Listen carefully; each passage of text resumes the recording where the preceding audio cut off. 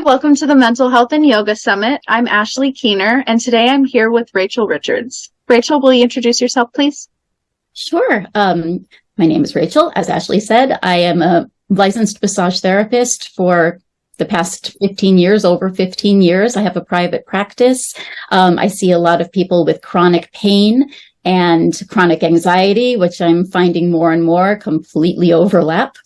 I'm the author of 2 books, Hungry for Life. It's my memoir of anorexia. So if you're here for any sort of mental wellness, mental illness for you, for somebody else, and that's related to an eating disorder, I recommend picking that up, Hungry for Life. And I'm a mom, and and I have a YouTube channel that's kind of huge. It's got about 200 videos. It's almost at 10,000 subscribers, which I cannot believe.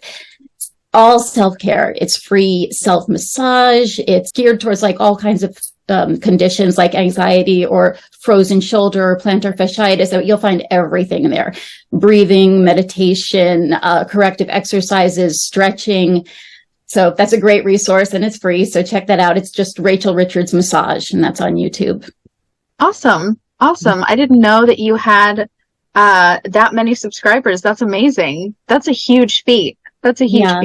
I never, it was intended for my clients to give as like homework, because I would tell them to, do an exercise or do a self massage, and they'd come back and say, "What was that thing you told me?" So now they don't have an excuse. I just email them the video, and then they know. So that's what it originally was for, but it just blossomed, which is really cool. And now I help people all around the world, and we interact, and I get comments. And so it's really gratifying.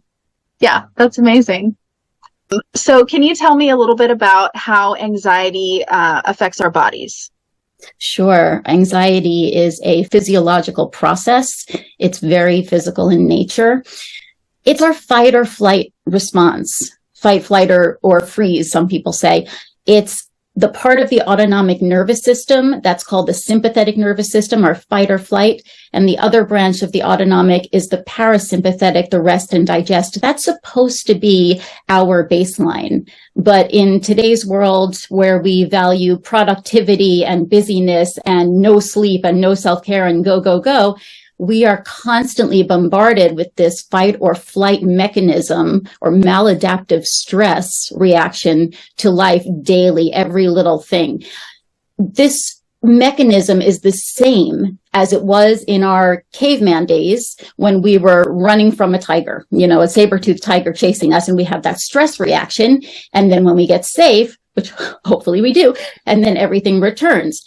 However, it's the little things day to day, this meeting with the boss, this presentation, the kids, oh my God, somebody's sick, that add up, and our bodies do the same thing as they did back then. And that's not supposed to be chronic. We're not supposed to live that way.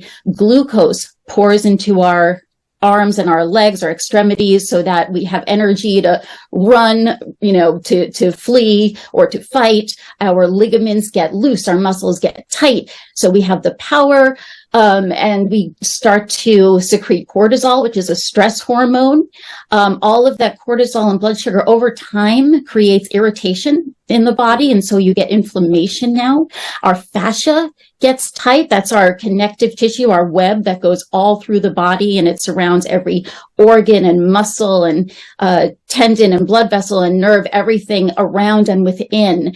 And when that gets tight, it can clamp down on nerves and blood vessels. And now we have blockages, including digestive. So now we have maybe waste product building up.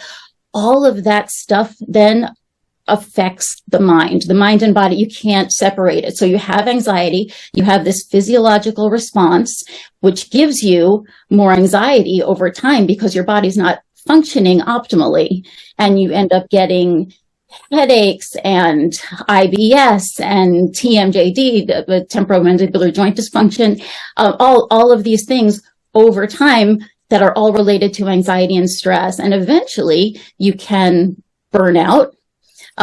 You get sick, you get injured, and then your body will stop you. If you don't listen to it and respond to what you're feeling, your body, it's like a toddler, like pulling on you, and it's saying, look at me, give me attention. And the more you say, the more they're going to scream and yell until they make you listen. Your body is going to make you listen. And that could be in the form of a back spasm that has you in bed for 3 days and you can't move. Whatever it is, eventually it's going to talk to you that way and say, listen, you have to make a big change. And I'm here to tell you, don't wait until then. Please don't. Please wait don't. Until then. There is so much you can do. And the first step is just getting in touch with your body, getting that mind-body connection. We walk around like as if we don't have bodies. We're just like, the bodies are used to transport our brains, our heads. And we're very cerebral. And we're always thinking of, ruminating about what went wrong in the past and thinking about the future and my to-do list. And we're never here in the moment, and we're never in our bodies. We're never grounded. So we really have to make that concerted effort, because society and just the way the world runs today and what's happening in the world has us in that fight or flight, that stressed out place all the time. So we have to actually overcompensate to get back to our natural baseline of rest and digest and help our bodies, and have our anxiety when it's appropriate, like running the way out of a car or a bike, which happens a lot in the city or something like that, and then have it relax. For a lot of us, it's trauma related. We've had some trauma when we're children, or really any time, and it could be a real trauma. I'm not saying any trauma is not real, but it could have been an actual physical threat, or it can be a perceived threat, which is just as real. And the body has exactly the same mechanism, exactly that same stress mechanism. And then those emotions get stored in the body if we don't work through them, if we don't digest them, and they get stored in the body. They get stored in our fascia. The fascia gets really stiff and tight, and you say, oh, I've got a trigger point, and oh, my shoulder, I can't move it so well. Or, when you get out of bed, it's like, oh, I'm hunched over and I can't stand up straight until I get moving. That's your fascia indicating that there is a problem, an emotional and physiological and physical and mental problem. It all goes together. And that's saying, you need to take care of me. Yeah. Yeah. I didn't know that TMJ was caused by, had an effect, because I have that. I've had it since I was a teenager. Yeah. Or no, actually early 20s. But my jaw pops really, really hard, only on this side. And I used to go to the chiropractor, and he would use that little punch thing. It looks like an ear piercing gun, but without the needle on it. And he just would pop it. And it helps the elongated muscle kind of relax a little bit. So that was my favorite part of going to the chiropractor, because I thought that he asked me, he was like, have you ever had head trauma or anything? And I was like, no, I don't know where this came from, but I didn't know that was caused by the trauma in the body. Places. Yeah. That's one of the key places that tightens up in response to stress. This whole front, our face, we go into that fetal position. That's our stress response. If there's a loud boom behind me, I'm going to go like this, right? Everything closed off. And that only reinforces our, computer posture, our phone, our cars, our couches. We're in this all the time. We get so closed off. And then we get a respiratory infection. Our breathing is just not effective, and it doesn't go down into our digestive organs. Our diaphragm's not moving. Now we have digestive problems, and then comes the pain, right, in the back. The pain's in the back, but the problem is in the front, because we're protecting this. Now, this is our really vulnerable area. So that's why it's so natural to protect the face and the neck and the top of the chest. So the jaws with that, and you'll notice when you're stressed, you tend to clench the jaw or grind the teeth. We have so many teeth grinders at night. And I'm convinced that is more oftentimes an emotional event happening than necessarily a physical trauma, but they can certainly go together, and a physical trauma will create an emotional trauma. And that'll come together. So many of the clients I see, I'm working on the jaw, even if they come to me because they have a bum knee or something, we're working on the jaw, because that's just so tight on everyone. And on my YouTube channel, I've got a bunch of face and jaw self massages, because it's such an easy place to massage yourself. so accessible. This, it's so accessible. This joint right here, when I notice that I'm stressed out and I have a tension headache, I go straight to my jaw, because I know that that's the main pain point for my tension headache in the back of my head. So I'll massage, like I'll open my mouth a little bit and I'll just massage that. Oh, see, even now it feels amazing. Well, you make a really good point there, though, of understanding your body, because you're in touch, because you're doing that and you're finding, oh, this helps this. Now we're merging the body-mind connection, and things are going to be a lot calmer, rounded. Things are going to work more efficiently.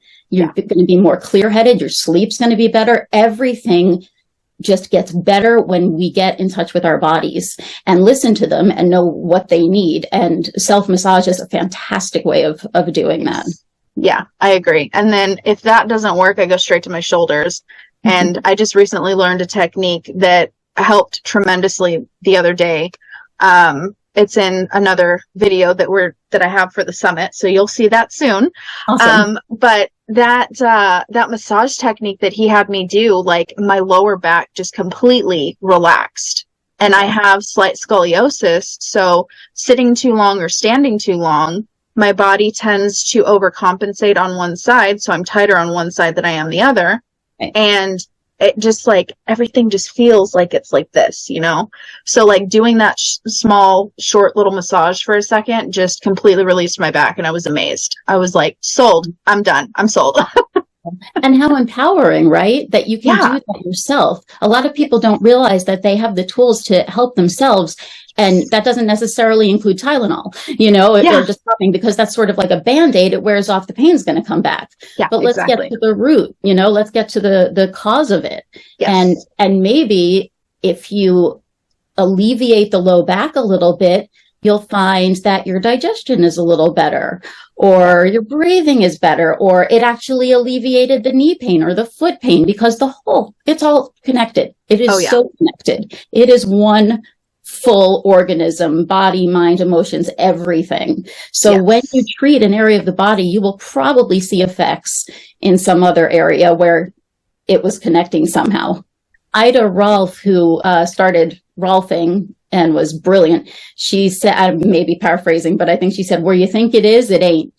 Yeah. So where you feeling, so like an example would be like, so if this is my fascia and I start kind of pulling, so I have an injury here and it's pulling and it's pulling and it's pulling, and now this shoulder starts to hurt, ow, and then you massage your shoulder, you're not getting the problem, you know? Yeah. This shoulder is going to have to compensate until we get that lengthened. So that's just, I wanted to show how it could be somewhere other than it hurts. And when your upper back hurts, when I showed you this, and then I said, really what we have to work on, we don't want to massage the back more and get that more relaxed. We'll just go more forward. It's not holding us up. We have to lengthen through the pectorals, the front of the shoulders, all of that stuff. Get the shoulders back on the rib cage and the head back on the neck. And then now we have balance, and we're pain free. You know, now we have that alignment. Exactly. Yeah. So many people think that massage therapy is a physical thing. And we were talking about this a little bit already. Can you tell me how it ties into mental health, and how, like, a little bit more in depth on how that works? Yeah. One of the biggest bodies of research now on massage therapy is how it alleviates anxiety and stress. And it found some also evidence for depression and trauma and PTSD. First of all, it turns off that fight or flight, right? It's when somebody gets relaxed on the table, and sometimes it takes a while. My sessions are 90 minutes, because sometimes it'll take somebody a half hour just to settle and get used to the touch and allow their bodies to go, allow their muscles to relax. I mean, that's like a feat in today's day, is just allowing yourself to relax and allowing somebody to take care of you is like, what a concept, right? Yeah, it is. Yeah. So that's the first thing, is we want to turn that autonomic nervous system over to the parasympathetic rest and digest. If we don't do that, we can't really do anything else. If they're tight on the table and we just start massaging a tight muscle, it may just react in tightening up more. Right.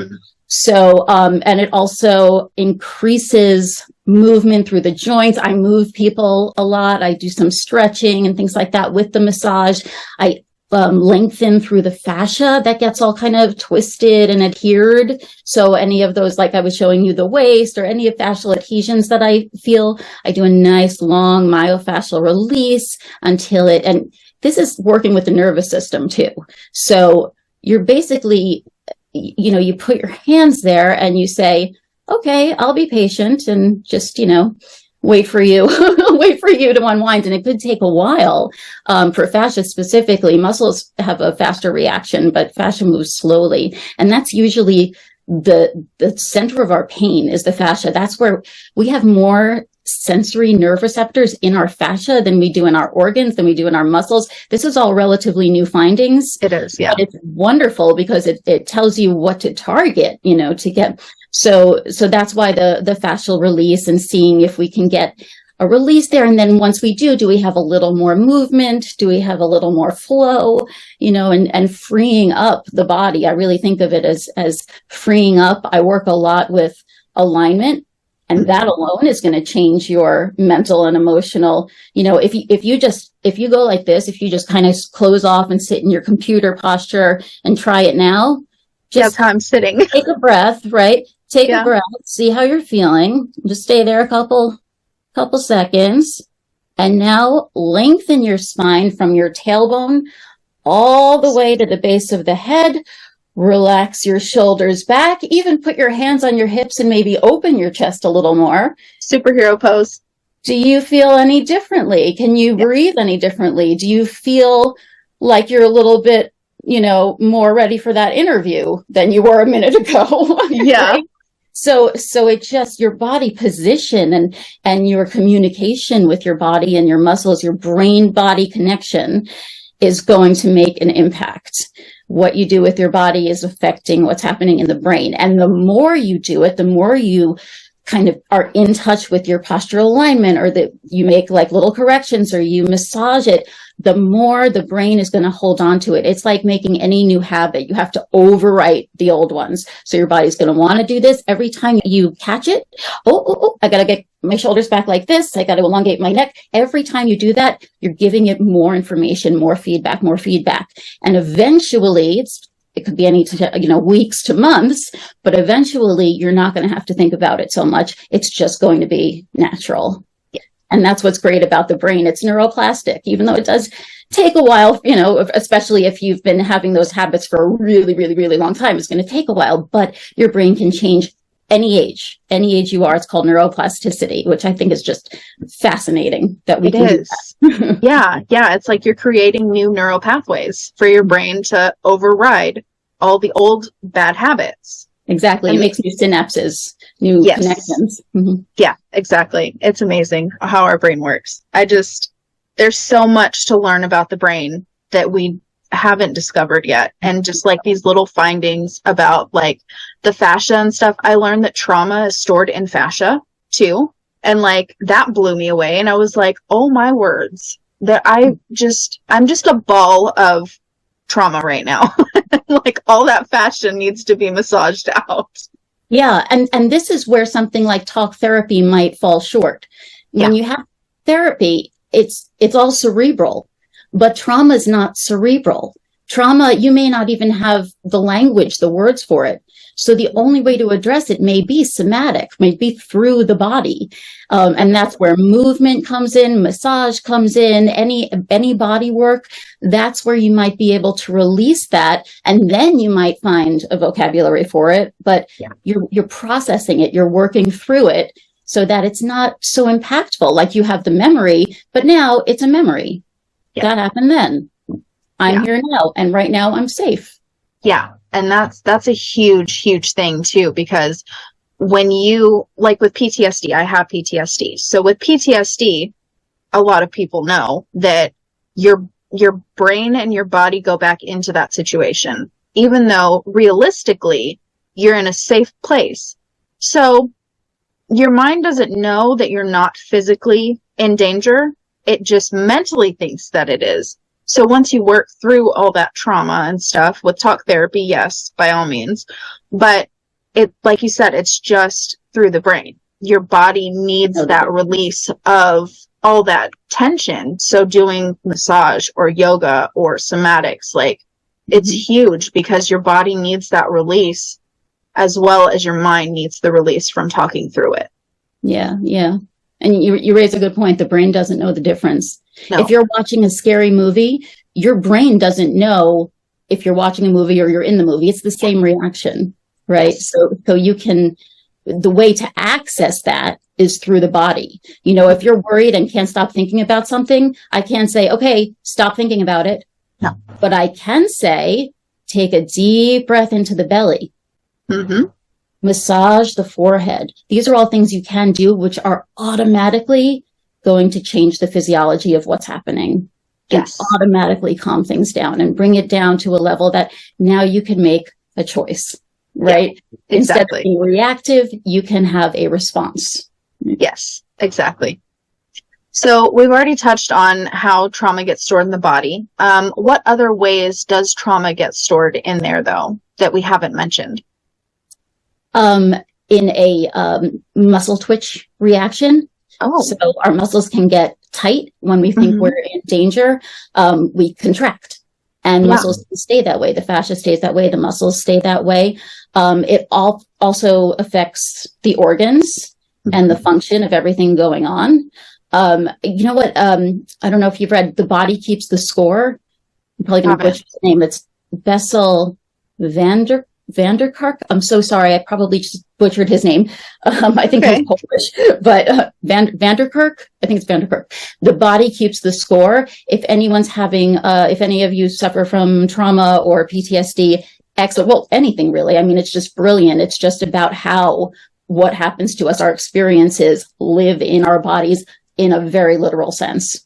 And he went through this whole pathway of discovering that. I mean, he was there when PTSD was created, was named, was identified, you know, so that's an excellent book. But the more you have that trauma in the body, the more symptoms you're going to start getting that seem like a million different things. You know, when I have a client who says to me, well, I get migraines and this shoulder's always really tight up here. And, you know, I'm really constipated all the time. And this hip, I just can't get it to, when you have, usually a person doesn't have that many different injuries separate from each other, right? They're very, very connected, and they undoubtedly have a stress component, an emotional component, some sort of trauma in there. And I think people don't realize that. So they'll go to the doctor for, you know, a shoulder or whatever, and they're given pain meds or an MRI or even offered surgery. And, you know, which I'm not again, when surgery is needed, in, you know, in a real serious, dire situation, yes, you know, absolutely. I'm so glad we have it. But if it's not needed, if it, you know, is something that you can do with the help of, say, a massage therapist or a somatic therapist, or even a physical therapist, even though that's also very body oriented, but you're moving, you know, you're moving and you feel how it is when you move, and you feel when you stretch this, and you start noticing differences in the two sides of the body. Now you're getting that connection, or any other kind of body work. Or if you just put on some music and dance, I just see what happens. So that's you know, something. It's empowering. It's not a quick fix. There really are none. A lot of people who go the more traditional Western clinical medicine way, if they make a choice too soon, usually there are some very unwanted side effects or consequences down the road. Now we took care of that problem and created another. I see a lot of people like that as well. Yeah. Like going to your doctor for chronic migraines. It could just be trauma in your body and you're not realizing it, because a lot of people nowadays they don't deal with their emotions. Like my generation was, suck it up, buttercup, just like the generation before. So they go to the doctor and they're like, hey, I have chronic migraines. What can you give me? And then they get medication. And then, like you said, they get other issues later on down the road that are unexpected because they're not taking care of their body. Nowadays, people just want Band-Aids and they just want to cover it up and get back to their daily life instead of figuring out what it is in your body that is actually causing the pain. there are so many different factors that can be time consuming, I understand, but like once you start listening to your body, you'll pretty much pinpoint where it is that the originating pain came from, and you can figure out how to fix it. Or not. I mean, or it may take the help of a practitioner to, like a somatic body worker to help you find that or explore, because some of that's real deep. I mean, it can blow your mind. You don't even know what's going on in there, right? Yeah. So, but as far as the, get fixed and back to the races, so that can work for a while,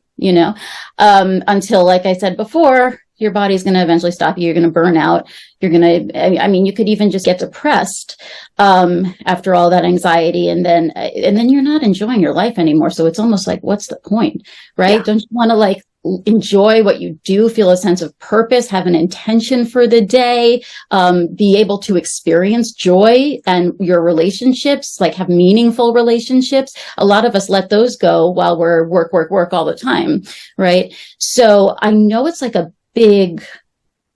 there's this big idea of, so I have to practice, for 2 hours every day. And how can I possibly do that? It's not true. It's not true at all. I help my clients all the time fit things into their schedule. If they can do nothing else, we start with take 3 minutes in the morning when you first wake up to breathe and check in. Do a little body scan. How do I feel? No judgment. If there's pain somewhere, just notice that. Notice where you are for the day. Maybe think of 3 things you're looking forward to that day. Could be as simple as your morning cup of coffee, being outside in the sun, whatever. And then a few minutes right before you go to sleep at night, another few breaths, check in with your body. Maybe think of 3 things that you're grateful for that happened that day. Just starting. So we're talking about 3 minutes after you get up, 3 minutes before you go to sleep. Everyone's got that. Everyone can do that. And you'll sleep better. You'll have better quality of sleep because you're transitioning yourself into a place of calm and gratitude. And you may find you have a better day. Maybe you'll be more energized. Maybe you'll feel more of an intention for the day. In fact, you can make an intention for the day. I intend to be mindful today, or I intend to practice self-compassion, something like that. I'm going to practice kindness. I'm going to do 5 acts of kindness, or anything like that. Now it's colored it. It's made it a little more positive. And you need the positive because we're made for negativity bias. We have a negativity bias. That's our survival mechanism. It's kept us alive, right? Our brain goes out and looks for problems. That's what it does. Mm-hmm. And when you practice gratitude or compassion or positive thinking, you're not saying the negative stuff isn't there. It's there. It's very present. But there's an and. It doesn't have to be either or. It's and look at all this good stuff. And can we put a little more focus on the good stuff to weigh out the bad stuff, right? A little more focus to be grateful for what we do have. And that can make all the difference. So it's a few minutes in the morning, a few minutes at night, and just taking time to remind yourself that throughout the day. You can set a timer or something in between meetings to remind you, okay, take a breath, feel my feet on the floor, feel what my mind is doing now. It could be little tiny things throughout the day. Here you start generating that new synapse, those new neural connections, even with that little bit. And the thing is, if you start with just the morning night, you're going to find that you're feeling better and you're going to want to put more in during the day, right? You're going to start saying, what's this meditation thing? And I don't mean like you have to be Buddha and find enlightenment. No. I just mean closing your eyes and focusing on the breath. Or having a visualization. There are a million websites, YouTube channels, apps on the phone that will guide you through different meditations. I find mindfulness very helpful. And so that's a practice. And it is so important. It's so easy to say, oh, I wish I could do that, but I have all this work to do. Yeah. Nothing is more important than your health. Yes. Nothing is more important, because if you are not healthy, if you can't show up, with intent and with commitment to each day, to each moment, then what's the point? What's the Yeah. point? What's the point? You're not going to do as well with the productivity if you're scattered all over, right? So taking time for yourself actually saves time. Yes. When you're doing your day-to-day tasks. Exactly. Because you'll have more energy. More positivity. So it makes all the difference. So your mental, emotional, physical health has to come first. I have learned that the hard way again and again and again. And I'm telling you, I am not going to have to learn it again. No, exactly. You will realize, and it will change the way you live your life. It really will. Of course, I recommend self-massage. Yes. I think it's great. It's for so many things. I think it's fantastic. Yeah. So would you be willing to show me like a short little self-massage real quick that we can do together? Sure. Okay. Well, we could do a jaw release. Okay. You mentioned it. So you find your cheekbones, and you go right under the cheekbones, and you gently press in and up, and then flatten your hands and let gravity, this is going to look ridiculous, I'm sorry, let gravity just let your elbows sort of weigh down. So I'm not pulling or forcing, I'm just allowing gravity to take it, and let your jaw fall open and try to relax as much as you can as it lengthens. I don't know if I'm pushing on the right spot, but because like I feel my teeth, but I don't. It's a broad, I mean, you're I can see it. Yeah. So you're right under the cheekbones, and then you're just going down from there. And it's not very specific. It's all this is all masseter. It's all a big jaw muscle. So something I say with my self-massage, like if you can't find the exact spot, does it feel good? Good. If it doesn't feel good, move. It's just, it's your massage, and it doesn't have to be anatomically correct. You can still get the benefit. So you just let it drop.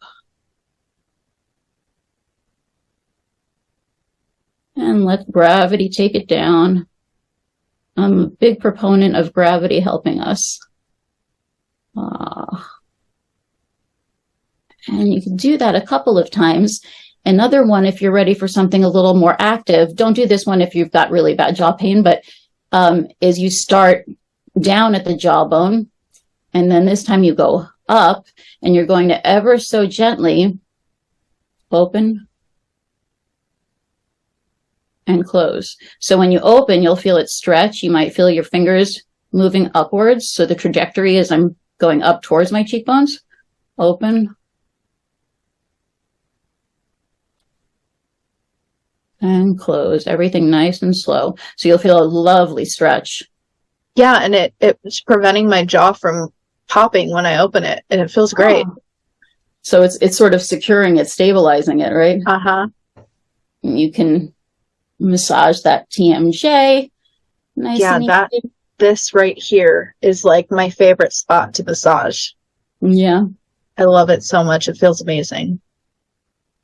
And while we're there, the ear is really great for activating the vagus nerve, the 10th cranial nerve, and it's the nerve that has everything to do with the parasympathetic rest and digest. So any kind of ear massage, what's nice is to put your finger behind that little front part in your ear just a little bit and press forward.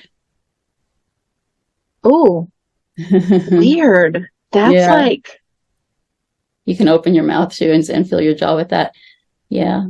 Nope, popped. I don't know if you heard that or not. It was really loud. Yeah, you're on. You're close to the jaw there. My jaw goes to the side because it's so bad. Yeah, so it didn't when you were here because you were stabilizing it there. Yeah, it went straight down. You can just do like ear circles, little circles. So many piercings that it's like around.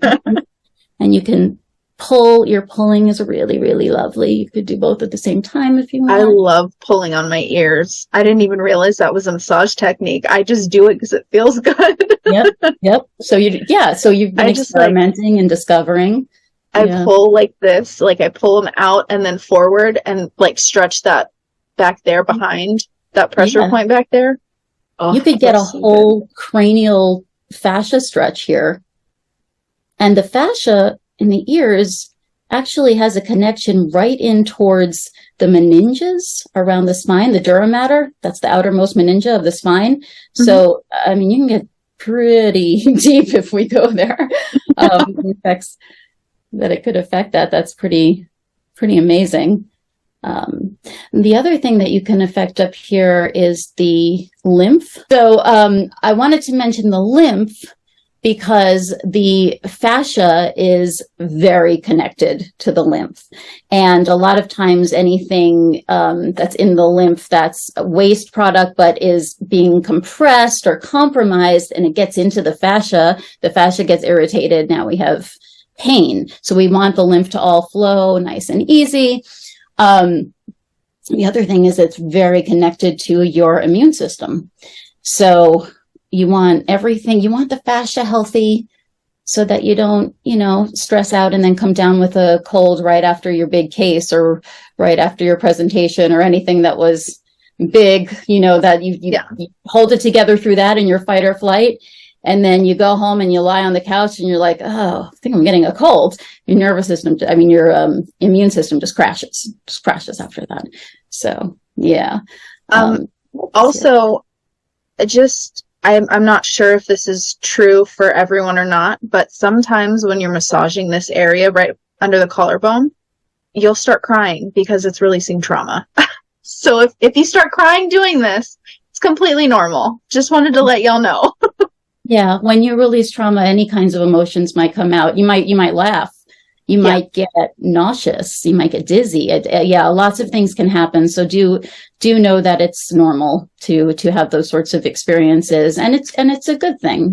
Ride it, let it come out, let it dispense and process and digest.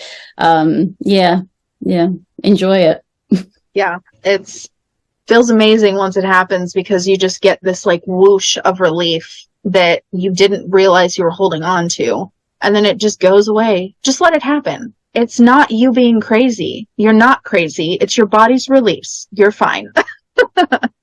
I'm laughing because I was putting my 10-year-old to bed last night and I said goodnight and she goes, I feel like I'm going to cry.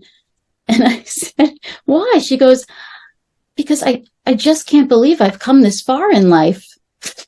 Oh, so wise at 10. That's insane. That's amazing. If you think this is far, wait till you get my age, kid. I love that. And I love that she was appreciating that and exploring that and feeling that, overwhelm. But my God, she's 10. It's so funny. Yeah. My daughter comes to me too. And she's like, Mom, I feel like crying. Or she's already like in the throes of crying and she texts me, can you come to my room? And I'm like, okay. So I go to her room and she's bawling her eyes out, makeup smeared all over the place. And I'm like, what happened? And she's like, I just needed to cry. And I'm like, okay, let's do this. So we'll hug it out and she'll just cry until she's done and then we'll talk about it. So she has a history of not showing emotions and ignoring them and pushing them away because she feels like she's not deserving enough. She is starting to come to terms with allowing herself to cry whenever she needs to cry. And I've always been emotionally open with her. So like with my depression and my anxiety and my PTSD, my ADHD, like all of it, I've been open with her. So she's used to seeing the emotional openness, but she's not used to practicing it. So here lately, she's actually practicing it. And I'm so proud of her because she's come such a long way. There's a great site, someone called Kristen Neff. Are you familiar with her? I think so. She teaches self-compassion and has lots of self-compassion meditations and groups and things like that. And it's so helpful, I think. And I thought of it because you said that, your daughter thought she didn't deserve to have feelings and was really hard on herself. So for anyone like that, whether you are like that or not. I mean, there are always times in life where you feel like, oh, I'm so stupid, or what did I do that for? But that you could really use self-compassion. And what I love about Kristen Neff is it's not like fluffy, like, oh, I'm wonderful, I'm beautiful.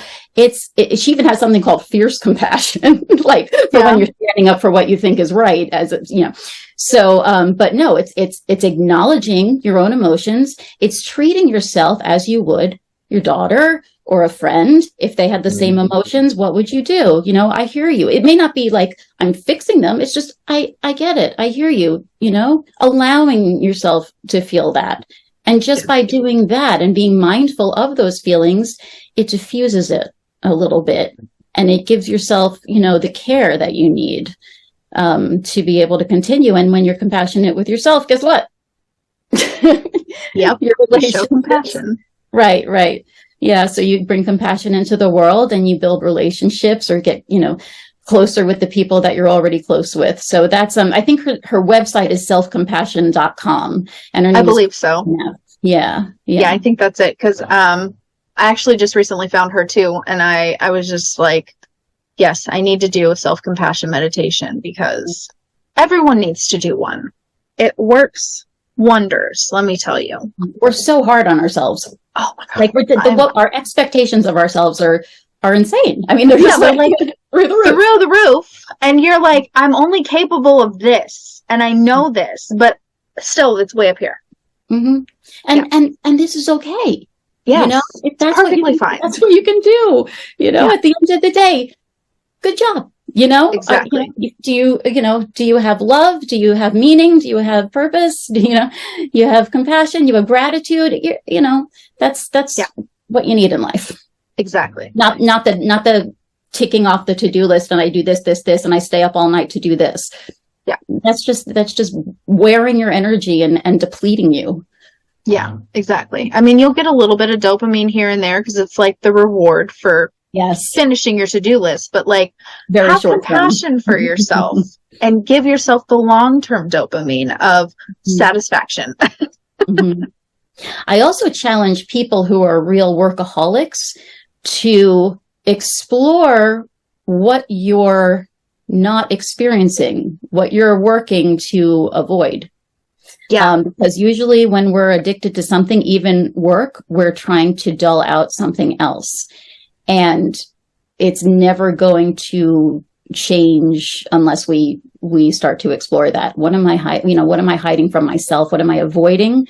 What is this feeling? What is this memory? What is this fear, big one, that I'm doing by killing myself working all the time? And then if you can, you know, bring that up and look at it and play with it, and maybe, do some other things other than work, like exercise or self-massage, or go out with friends, or go on a date, or have dinner with your loved one, or play with your kids, and then now your life is getting enriched. You know, I've never seen a tombstone that said, got all jobs done during the day, or like, or workaholic, what won that 5th award for yada yada. You know, it always says loving mother, wonderful friend. It's the people you touch in your lifetime. That's what's going to be. There's a great you ever hear of ACT, acceptance commitment therapy? No, I don't think I have. That's a good one too, and I recommend that book. And I'm trying to remember the title of it, but it's ACT, acceptance commitment therapy, and you'll see it if you look it up.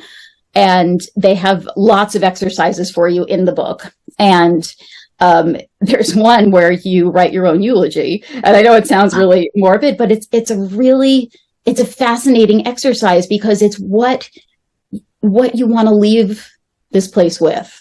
Yeah. What do you really want to be your impact on the world, your impact on others' lives? What do you want to leave behind? What's your contribution? Yeah.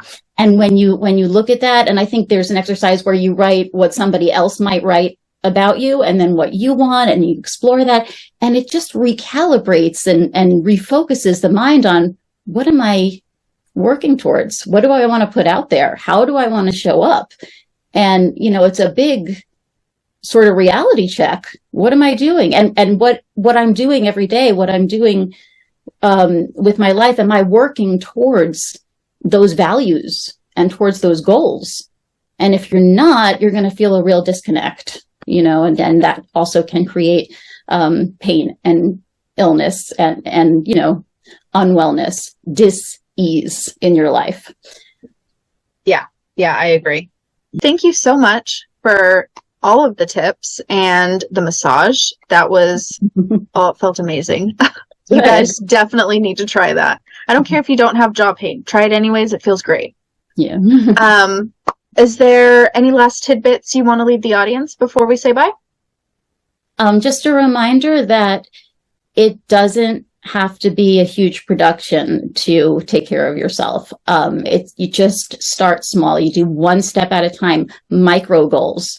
If you have to, put it on your calendar, write it on your list, or set a timer that at this time, I'm going to take 5 deep diaphragmatic breaths. At this time, I'm going to check in and see where my mind and body are. I'm going to do a couple of these stretches like little bits throughout the day. If you don't have time to do like a chunk, start with the few minutes when you first wake up, the few minutes before you go to sleep. That's a great time because your brain's in theta, and that's where that neuroplasticity is really working to start to change. But think of it like that. I find it helpful to think of it as a science experiment. Can I train my brain to be more like this? Right. Mm-hmm. So know that is the most important work you will ever do. More important than anything else. And know that you deserve it. Yes. Right? Yes. You are worthy. Yes. You are worthy and you deserve it. Yes. You are needed in this world. Yep. And you are loved. Yep. So much. This was a wonderful time talking to you about this. I love talking about this stuff, if you can't tell. I do too. I really do too. It really sits close to my heart with mental health in general, just helping people to understand that they're not alone, that even though it's still like a hush-hush kind of silent illness or invisible illness, like everybody suffers from at least some of it at some point in their life. Mm-hmm. And most people are okay to just move on and get through it, but others struggle really, really hard like I do. Mm-hmm. And it's okay.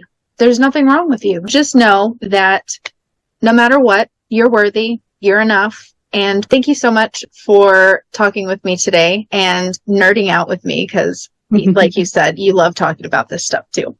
It's an absolute pleasure. Thank you so much.